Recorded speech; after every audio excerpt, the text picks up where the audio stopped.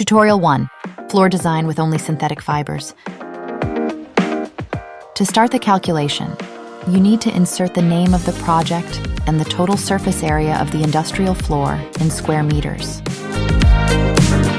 The first information the system will ask for are the main characteristics of the industrial floor, that is, the thickness of the slab, the type of subbase, which can be selected from the various types listed in the drop-down menu,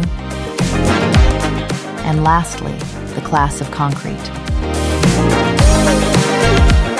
Moving forward, the system will ask you to select the types of loads acting on the flooring, the evenly distributed load in kilonewtons per square meter,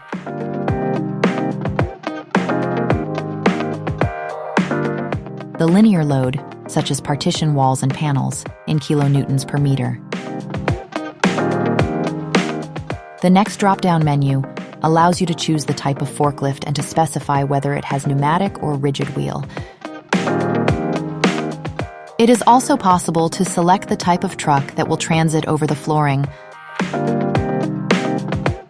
Localize loads from racking by using the slider to select the kilonewtons acting on the support legs, the size in millimeters of the foot area.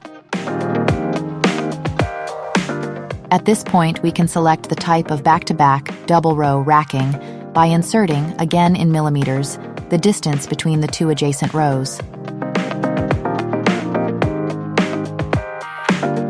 And lastly, the system will ask if we are interested in a fiber-only solution, which in this case we are. So we select the type of synthetic fiber to be used. If the calculation is verified, the system will indicate the minimum dosage required for the flooring we are calculating. If we want a PDF copy of the full report, we can download it by clicking on Report and then selecting Download Report in PDF.